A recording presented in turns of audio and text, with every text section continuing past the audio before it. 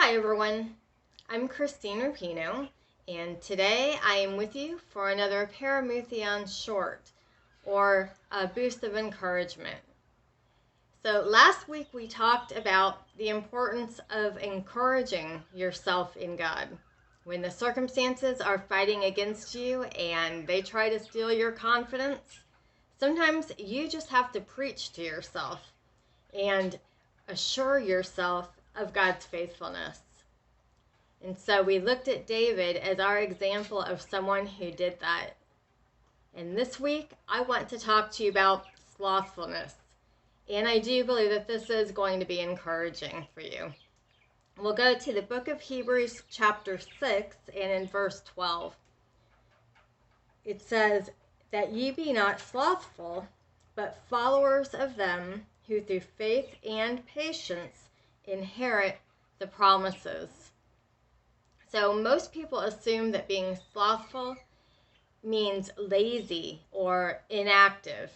But the Greek word here used in chapter 6, nothros, actually means blunt or dull, and in this case, spiritually. And so it doesn't mean lazy, and it doesn't mean that you stop believing. So the pressures and those negative circumstances that come against us can be a hindrance to our seeing the promises of God come to pass in our life if we allow our confidence to waver, as I talked about last week. But slothfulness is about our inner condition that can also hinder the manifestation of God's will in our life. So are you just going through the motions when you read the Bible or when you pray? Are you expecting to hear from God, to get revelation, to be renewed when you're spending time in His presence?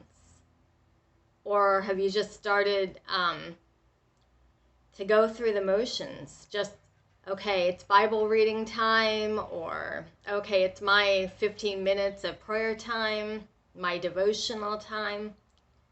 Or even, have you ever started off with like zeal and expectation, excitement even, when you're believing for something specific, and then some time goes by, a day or even a week or a month, and you almost become indifferent about it. It doesn't mean that you don't still desire it or mentally believe that God has given it to you. And you might even still be speaking the same promises that you saw in the Word that pertain to your situation. Putting the time in that you always have. But you don't have the expectancy or that intense conviction that you once did. All of that is being slothful. It has nothing to do with the amount of effort or energy that you're putting into it, but instead it refers to an inward condition. So this can happen in general with your relationship with God, and that will affect everything else. Or for something specific that I said, like you're believing for a situation to change and time goes by, and you just don't have that expectancy to see the change. So there is a fight to our faith. You know, whether it's the external circumstances coming against us or our own heart not remaining steadfast in the things of God. Faith is not static. It is not fixed or stationary.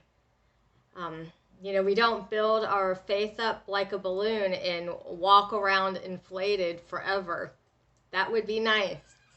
But faith needs to be fed daily. And if you're not careful, circumstances, time, or outside situations that could bring unbelief can come in and deflate your faith. So we must keep our faith consistent, and that is patience, holding on to that faith. And we must keep it strong, stirred up. And so, what is the opposite of slothfulness?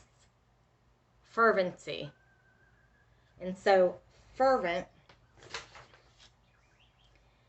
is defined as showing great zeal, to be ardently passionate, literally boiling with interest or desire, to be deeply committed to something with the implication of accompanying desire, to set one's heart on.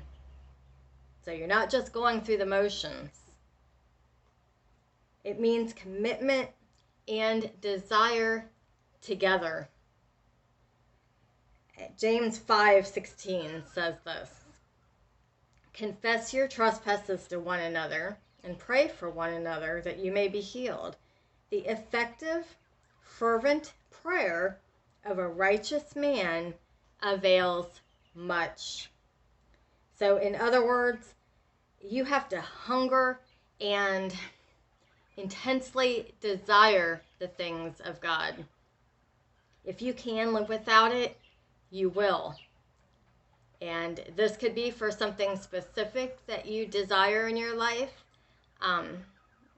or a healing, or peace, or prosperity. We can't afford to become slothful in any area of our life. Amen? And so we need to keep our commitment. That's the time spent in relationship, in cultivating that relationship with God, and our heart, our desire up. We need to be expecting that when we are in the Word, that we're going to get something from it, that we're in His presence. Jesus is the Word manifest.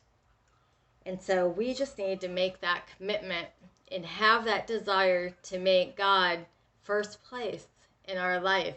And if there's any area that we have kind of dropped the ball, again, you may still be doing everything that you were. You may still be reading those healing scriptures or those prosperity scriptures, but are you seeing what you're believing for come to pass? Are you using your imagination? Is your heart involved in the process? And so that's what we need to do. We need to keep our faith consistent and strong. Amen? That's it for today. If you have any questions or comments, you can leave those in the comment section. And again, if you are watching this, the premiere of this video, I hope that you will put that in the live chat section. But if you watch this video later, please go ahead and do that, and I will still get back with you. Have a wonderful week, and God bless.